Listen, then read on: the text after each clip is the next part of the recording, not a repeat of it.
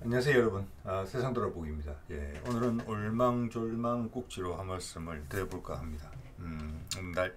날짜는 2022년 10월 18일 화요일이네요. 자, 이게 조금 시의성은 좀 떨어지는데 지난번 DX 코리아에 다녀온 이야기를 좀 하려고 하거든요. 그때 제 생각이에는 이제 여기 있는 정보들 를 많이 좀 접했다고 보는데 하나의 독립적인 내용으로 다루기는 조금 부족하고, 또 다음 기회에 다른 또 연계되는 상황이 나올 때까지 기억에 담아두기는 또 좀 어려울 것 같고, 그래서 그걸 한 군데 모아봤습니다. 그래서 뭐 여기 있는 정보도 있고, 또 제가 예전에 이야기 드렸던 부분들을 좀 수정해야 되는 부분도 있고, 또 제 스스로를 위한 어떤 기록용 이런 부분도 좀 있겠어요. 그래서 한번 가보겠습니다. 하고 보니까 양이 조금 많던데 또 두 편으로 하기는 또 그렇고 해서 일단 해보겠습니다. 자, 이 전략 무인기가 이제 시제품도 공개되고, 여기가 이제 대한항공 부스죠.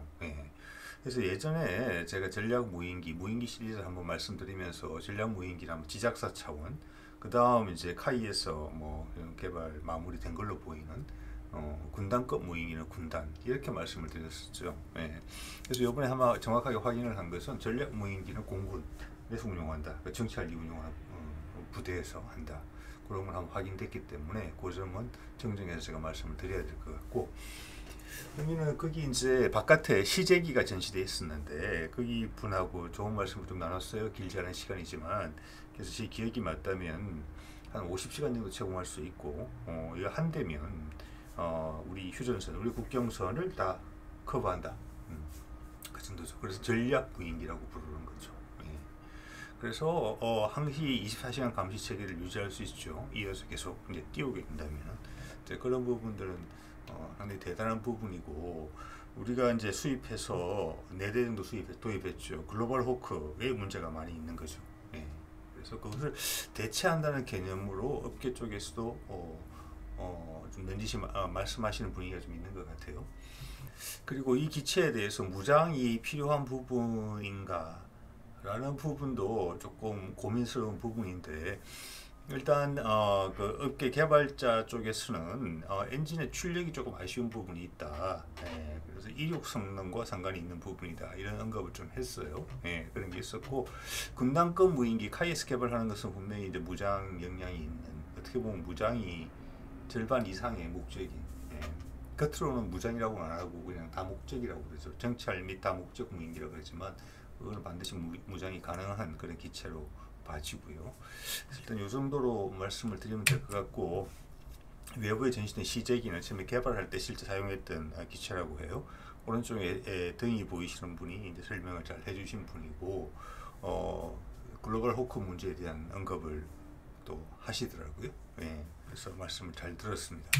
자, 글로벌 호크는 지난번에도 다룬 건데 잠깐 기억을 환기시켜 드리면은, 우리가 2020년 9월에 도입을 완료했고 4대가 도입했죠. 그래서 2013년에 도입 결정했고, 처음에는 우리한테 팔라고 해도 안 팔았죠. 그래서 끝에 이제 못 이기는 척하고 팔았는데 4대에 한 1조 가까이 들어갔어요. 한 대가 2천 몇백억이에요. 근데 벌써 이런 문제가 있는 것이죠. 3호기 같은 경우는 뭐 전혀 나른 기록이 없다, 하늘을. 4호기도 비행시간이 약 80시간에 불과하다. 뭐 상당한 기간 동안이겠죠. 1년 아닌 것 같고. 그래서 사실은 제대로 된 기능을 못하고 있다, 이런 내용이고, 그래서 뭐 글로벌 호구다, 이런 이제 이야기들이 있는 것이죠. 그래서 우리가 무기를 도입해서 들어올 때도 상당히 예민한 눈, 쇼핑을 잘해야 되겠죠. 우리 돈 내고 이런 일을 반복해서 당하면 안 되겠죠. 그래서 보면은 미국은 또 그래놓고 글로벌 호크를 대체 기종을 또 2027, 2029년에 내놓는다고 해요. 그 이유는 생존성을 이유로. 자, 그러면 우리가 이거를 도입한다고 했을 때 미국은 이미 대충 결정한 거예요. 다음 기종으로 대체한다고. 그 고장도 지금 많이 나서 한 대는 아예 뜨지도 못하고 있는데, 곧 탄종까지 되면은 남은 기체의 운명도 그렇게 아름답지 못할 거라는 생각은 쉽게 해볼 수 있죠. 전략 무인기권을 보면서 이런 말씀 한번 드려봤고요. 그 다음에 하나부스에 가서 보니까 레이더를 여러 개를 전시를 해놨는데, 저는 이제 모델로나마 LSM 레이더 이렇게 구체적으로 제시된 건 처음 봅니다. 예. 제가 지금 직접 찍은 사진인데 이 보면 장거리용 다기능 레이더, 이 LSM 레이더 맞느냐? 예, 맞다. 예. 이게 설명 주시는 분이 제 채널을 보시는 분이시래요. 예, 그래서 설명을 잘 해주셨습니다. 예, 이 기회를 들어서 감사하다는 말씀을 드립니다. 아까 대한항공 분도 마찬가지고. 그래서 여기에 대해서 하나 언급드리고 싶은 거는 뭐냐면은 지금 LSM이 한 1년에 있으면 나올 거잖아요. 그 대응 고도가 사드에 준하는 미사일이다라고 저희는 이해를 하고 있는데 사실상 보면은 사드의 대응 고도보다는 좀 낮아요. 자, 그거는 지난번에 국방과학기술대전에 가서 그쪽에 관련된 소프트웨어를 개발하는 학계 연구자분들하고 만났을 때도 확인됐던 내용이거든요. 그래서 미사일 자체의 기술 부족으로 그 정도 대응 고도가 사드에 못 미치는 건 아니다. 그러면 어디냐? 레이더에 제한 요인이 있다. 그럼 레이더 실력이 우리가 좀 부족해서 그런 건가? 그건 아니다. 왜냐? 우리가 LSM을 처음에 설정했을 때 한반도 전장 상황이라는 걸 여러분 자꾸 생각해 보셔야 될 것 같아요. 아까 무인기도 보셨지만 채공 시간, 도달 고도 여러 가지들이 비용하고 기술하고 상관이 있지만 우리는 한반도 전장을 고려하고 있으니까 그것을 전 세계 전장을 고려하는 외국의 무기화하고 1대1로 비교해서 우열을 가린다. 이거는 조금 안 맞는 것 같아요. 그래서 이 경우도 그겁니다. LSM을 한국의 이제 뭐랄까 종말 단계, 우리나라 한반도 전장에서 종말 단계, 우리는 바로 이웃하고 있잖아요. 북한이. 그래서 그게 대응하는 데는 이 정도 고도면 충분하다. 그래서 군에서 요구한 ROC의 탐지 거리, 추적, 교신 여러 가지가 있겠죠. 미사일하고 데이터를 주고받아야 되는 거니까. 자, 그리고 어느 정도 거리에서 탐지됐을 때 날아오는 속도가 있으니까 우리 또 대응 고도가 거기에 또 부응해서 결정되는 부분도 있겠잖아요, 그죠? 그래서 그런 부분 때문에 군의 ROC, 즉 이걸 처음에 입안할 때 이 계획을 그 요구된 ROC가 그렇기 때문에 업계에서는 그렇게 만들었다. 그래서 결과적으로는 지금 대응 고도가 사드보다는 살짝 낮게 돼 있는데 이것처럼 40에서 70km 돼 있죠. 예, 지금 오른쪽에 노란 동그라미입니다. 사드는 40에서 150km인데, 예, 그래서 그 당시 군은 이 정도면 우리를 북한의 위협에서 지키는데 충분하다고 봐졌던 건데 저 부분이 자꾸 전역 그리고 한반도 방어 이런 개념으로 확대됐던 거잖아요. 그러면서 우리도 종말 단계는 사드급은 내야 되겠다라는 판단이 선 거고 우리는 이제 단계적 개발을 하고 있으니까 그 다음 LSM2 지난번에 금년 초에 방사청장이 한 이야기예요. 정리가 잘 된 슬라이드인데 예전에 한번 보여드렸는데 LSM2 개발이다. 이거는 종말 단계 중에서 고고도죠. 예, 그러니까 사드급이다. 이렇게 간다는 것이고 이 부분에 있어서는 레이더 부분이 상당히 보완돼야 될 것 같다. 예, 미사일의 영향은 충분하다. 예, 일단 그런 이제 입장에 우리가 처지에 있다라는 걸 이해를 하시면 될 것 같아요. 일반적으로. 그리고 우리가 중간 단계 요격 미사일도까지도 해요. 한반도 전역 방어를 생각하고 있기 때문에. 예, 그리고 우리의 방어 구역이 상당히 넓어질 그런 계획가 많이 있죠. 다른 영상에서 가끔 말씀을 드립니다만은 자 그런 경우에는 중간 단계 지금 SM3 같은 중간 단계 요격 미사일이 필요한데 그것은 이미 시작했어요. 연구 개발은. 근데 전혀 기존의 LSM 미사일과는 다른 미사일이다. 여기는 LSM2는 기존 미사일 시스템 레이더의 개량형이 되겠지만 중간 단계는 전혀 다른 미사일이다. 이 정도 말씀드릴 수 있을 것 같고 여기 보면 이제 MSM3에 대한 이야기도 나오죠. 아마 레이더도 A사 레이더로 바뀌고 대응 고도도 조금 올라가지 않을까. 항공기나 대탄도탄 경우에도 같이 공이 그렇게 되지 않을까 이런 생각을 해보게 됩니다. 이번 UAE가 천궁2를 사갔을 때 그들은 이제 A사 방식을 원했다. 그런 이야기가 있었죠. 그래서 이게 이제 수출형 천궁 레이더로 이렇게 개발이 된 형태인 것 같고 지금과 모양이 많이 다르죠. 예, 많이 다르고 이거는 A사 방식의 레이더고 우리 국내에서는 아마 천궁3 용으로 이 레이더를 활용하지 않을까 이런 생각을 해보게 됩니다. 예. 그리고 이거는 아이언돔 레이더죠. 이거 하나가 낙제음을 받았다고 해요. 미사일 체계는 LIG에서 하고 레이더는 한화에서 하고 그런 컨셉으로 지금 이제 구도가 결정이 됐다고 합니다. 예. 자, 이거는 카이부스에서 나온 LAH를 갖다가 앞에 보면 기관포가 없는 게 보이시죠? 옆에 무장도 없고, 무장이 우리 장착되던 조그만 날개 자리에 병력이 지금 앉아 있는데, 이거는 이제 LAH의 시장성을 넓히고자 카이 측에서 제안하는 내용이에요. 특수전이나 기동 타격용으로 쓰겠다는 거예요. 빠른 속도로 잠입하는 거죠, 상대방에게.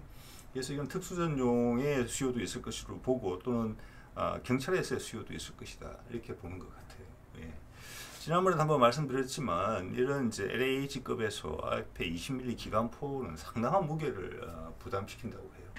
앞에 장착이 되면 그 자체가 일단 무게가 상당히 무거운데 전체 균형이 무너지기 때문에 탄약 같은 건 뒷부분에 실더라도 양쪽 무게 균형을 위해 맞추긴 부분도 상당히 어렵다고 합니다.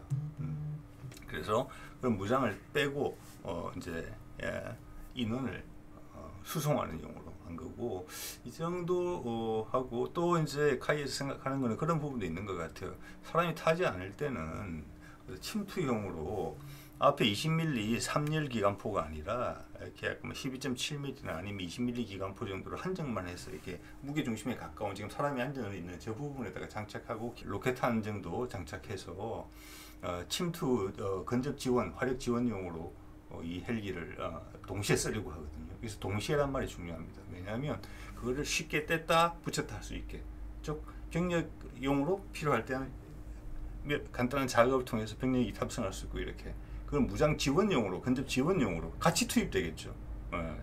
사람을 태운 거하고 무장을 장착한 거하고, 그때는 또 무장을 간단하게 장착할 수 있게. 자, 요런 시장을 지금 제안을 하고 있는 것 같아요, LAH가. 여기도 이제 수리용과 마찬가지로 자동 조종 장치가 돼 있기 때문에, 그래서 강조하시는 거는 그런 것 같아요. 이게 저격수들이 헬기상에서 지상의 목표를 타격하는 데 있어서도 시가전 같은 상황에서 상당히 유효하다, 자세가 안정적이다, 즉 호버링도 자동으로 된다, 이런 이야기죠. 그래서 이게 지난번에 국방과학기술대전에서 카이부스에서 이거를 이제 홍보하시는 분이 조종사 출신이셨고, 그분하고 나눈 대화가 그때 이제 영상으로 만들어서 제가 올린 바가 있었죠. 그분하고 대화를 한참 했는데 이야기 중에 이 말씀을 하셨어요, 이 컨셉에 대해서. 그래서 상당히 재밌겠다라고 여러 가지 말씀을 나누다가, 이거 모형으로 한번 해보시죠, 영상으로 하지 말고.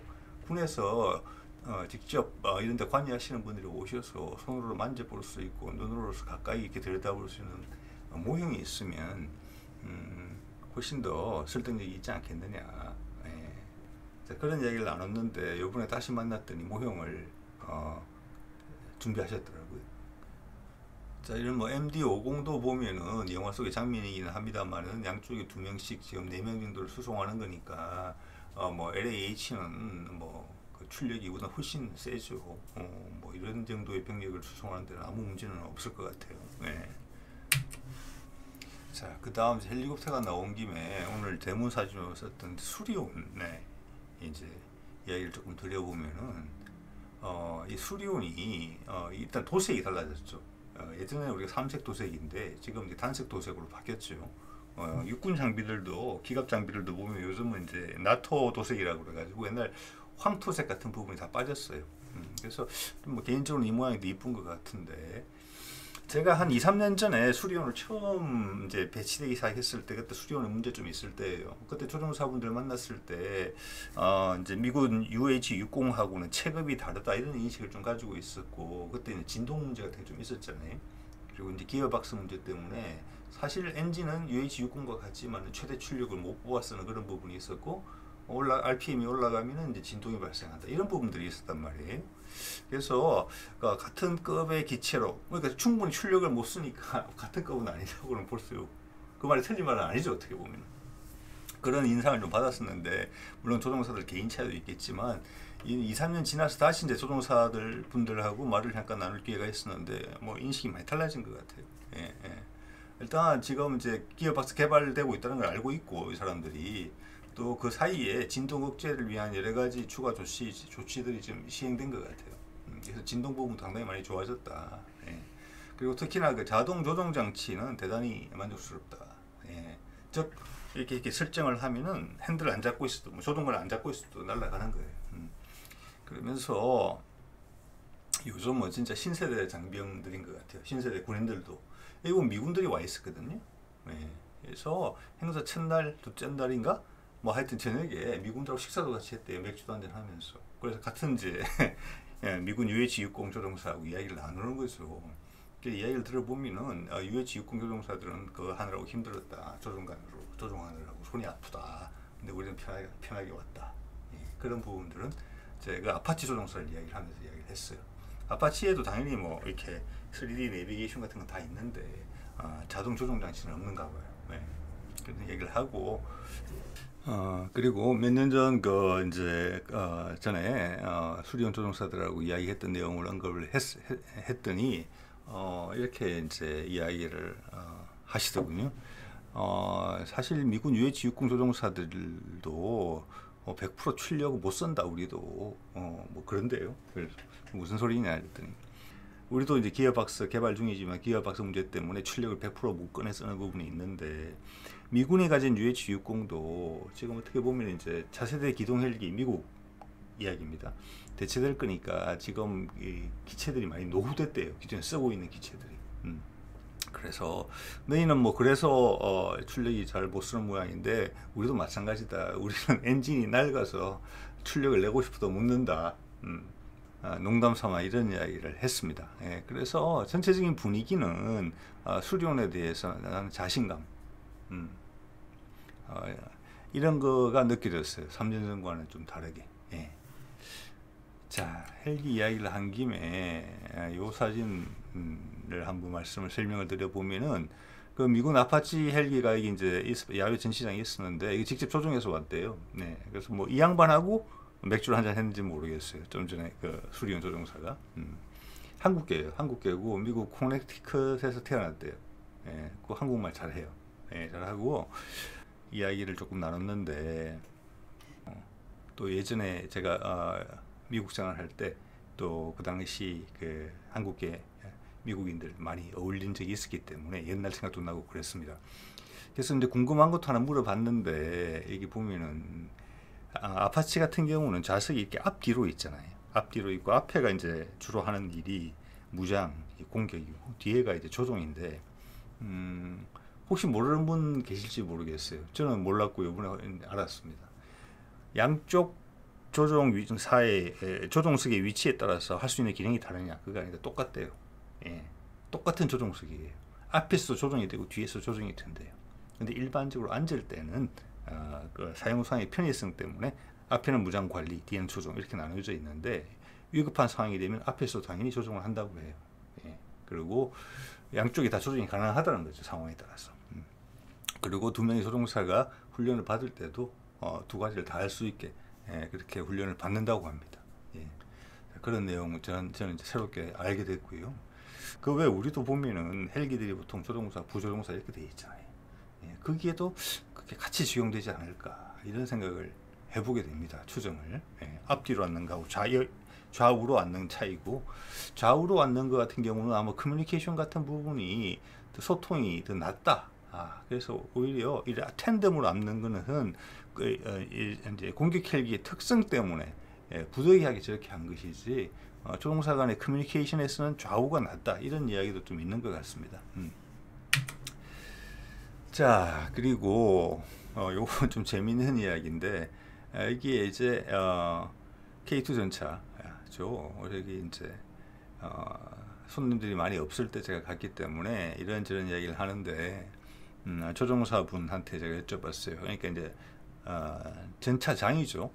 거기 달릴 때 정말 기분이 대단하다 그러던데 야지를 아주 뭐 한 시속 40-50km의 속도로 달리면 그 느낌이 대단하다는데 정말 운이 좋다. 예? 그래서 뭐 바깥에 사람들이 이야기하기로는 스포츠카 타고 달리는 것보다 뭐 2억짜리 스포츠카보다 훨씬 낫다. 달리는 맛이.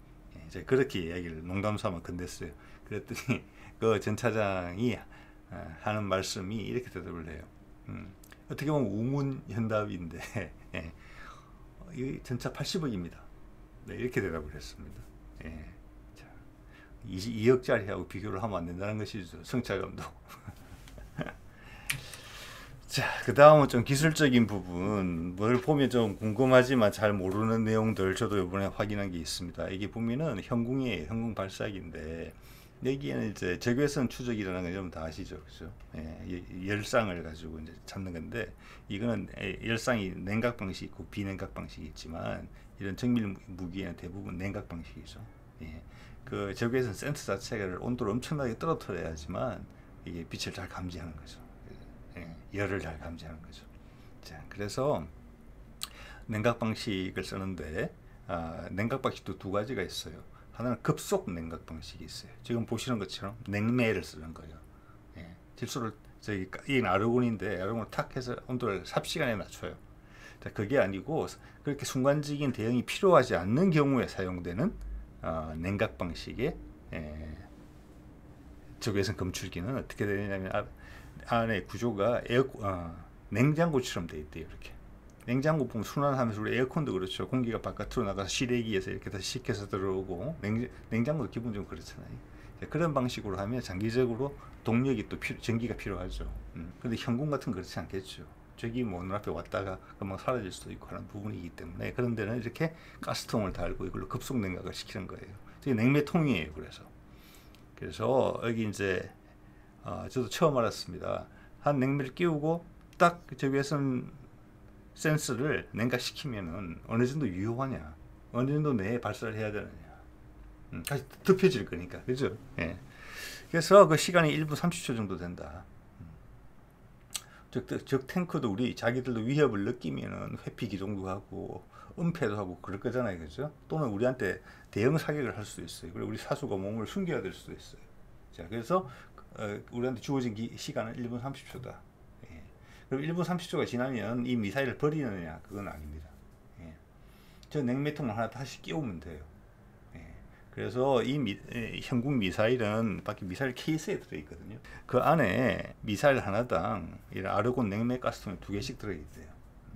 그래서 1분 30초 내에 마음의 결정을 못하게 되면 여러 가지 상황으로 다음 통 가스통을 끼우면 된다. 이렇게 이해를 하시면 될 것 같아요. 예. 자, 그거는 신궁도 마찬가지예요.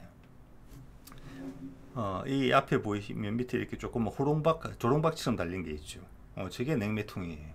예. 신궁은 이제 현궁보다는 좀 빨리 개발된 거죠. 예. 저 뒤에 바닥에 놓여져 있는 것이 신궁의 보관함이에요. 미사일에 저렇게 갖고 다니는 거예요. 현궁도 저래요. 예. 그래서 지금 이거는 미사일을 꺼내서 이 발사기 안에다가 끼워 놓은 상태로 되어 있는 거죠. 저것도 똑같은 방식으로 냉각 방식의 적외선 검출기예요. 저것도 신속 대응을 해야 되겠죠. 어떻게 보면 현궁보다 더 빨리 신속 대응을 해야 되겠죠. 적기가 뭐 우리 시야에 머물리는 시간이 몇 초가 안 될 수도 있는 거니까. 예. 45초 정도의 발사 결정 시간이 있대요. 그게 지나면은 이제 새로운 걸 끼워야 되는 거죠. 그거는 현궁과 마찬가지라고 해요. 저 뒤에 보관함에 이런 조롱박 모양으로 생긴 냉매통이 2개씩 들어있다고 합니다. 예. 이렇게 시간은 이게 더 짧더라고요. 현궁보다. 예. 45초라고 제 기억이 맞다면 그렇습니다. 네. 자, 그리고 요거는 이제 예전에 한번 썼던 슬라이드인데 RCWS죠. 예. 그래서 이거 이제 제가 신기하게 들었던 내용은 뭐냐면은 일단 가격이 엄청나게 비쌉니다. 예. 가격이 4억에서 5억 크게 과히 틀리지 않았을 겁니다. 그래서 이게 소형 전술 차량 위에 거치가 되어 있는 게 있는데 소형 전술 차량 가격은 2억 가까이 한다고 해요. 그 집차 같은 거. 그런데 그 위에 이게 장착이 되면은 가격이 오늘 역전이에요. 이게 훨씬 비쌉니다. 자전차 가격보다. 자, 그리고 이 RCWS 원격 무기의 대부분의 금액은 이제 무게에서 오지는 않고 왼쪽에 보이는 저기 조준하는 저기 센서하고 렌즈류 그리고 제어부 이런 데서 나온다고 해요. 저기는 뭐 기본적으로 레이저 거리 측정기가 있고 적외선이 있고 가시광선도 있는데 가시광선도 광각도 여러 단계를 가지고 있는 거죠. 그래서 동시에 뒤에 보면은 운용자가 쓰는 계기판을 보면은 광각도 보이고 초보각도 보이고 그래요. 그런데 이게 사실은 차를 가지고 세워놓고 이걸 탐지 모드로 돌리면 얘가 계속 돌면서 탐지를 하거든요. 이렇게 탐지를 하면서 위협을 식별하면 거기에 대응을 해요. 신호를 주고. 그리고 우선순위를 갈라주기도 해요. 이렇게. 자, 그거는 이제 소프트웨어로 하는 부분이죠. 제어해서. 그러면 적과 악은 어떻게 가르느냐? 군복이냐? 철모냐? 그래서 마침 저랑 말씀을 나눴던 분이 그 이제 제어를 소프트웨어를 개발하는 쪽에 관련된 분이셨어요. 현재는 이제 총기로 하려고 생각한다 이렇게 얘기를 하시더라고요. 총기, 즉 AK 소총이냐 아니면 우리 KEL 소총이냐, 그걸 가지고 이게 적이다, 아군이다. 그래서 나한테 위험 신호를 발선하고 자동 조준을 하는 거. 자, 그런 것들이 뭐 더 세밀한 거 많이 있겠죠. 근데 흥미 차원에서 기본적인 걸 말씀드리면 그 정도다. 그리고 이게 사거리하고 관련이 있는 거겠죠. 이거의 성능은 이게 제일 비싼 부분이니까 사거리가 길면 더 정밀한 게 필요한 거니까 값이 훨씬 뛰는 거죠. 그래서 지금 이제 12.7mm 기관총인데 저게 사거리가 뭐 한 2, 3km는 되는 거잖아요. 저 안에 저 거리 정도 내에서는 상대방의 총기 정도는 구분이 된다는 거예요. 그 정도는 기본 성능을 가지고 있어야 되잖아요. 그죠? 사실 탐지거리는 소총의 사거리보다는 사실상은 조금 더 길어야 되는 게 이제 마땅한 부분이 있겠죠. 그럼 가격하고 이제 효용성이나 부분에서 더 멀리까지 볼 수만 있으면 좋죠. 그럼 값이 많이 올라가는 부분이 발생하는 거니까.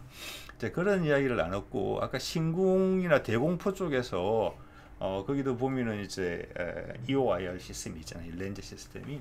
거기서는 어떤 걸로 식별을 하느냐 했더니 뾰족한 모양 이걸로 식별을 한대요. 그런 형상이 뭐 당연히 그렇겠죠. 비행기가 주로 그렇게 뾰족하게 생겼으니까. 그리고 요즘은 드론까지 잡아야 되니까 크기가 진짜 새 정도인 것도 윤곽을 파악을 해야 되는 부분이거든요. 그래서 일단 뾰족하게 생긴 거에 우선순위가 가 있다. 이런 것은 이제 운용병이 그런 말씀을 해주셨어요. 자, 이번 시간에는 이번 DX 코리아에서 제가 접했던 짤막짤막한 이야기들을 모아서 한번 말씀을 드려봤습니다. 자, 오늘 여기까지입니다. 네.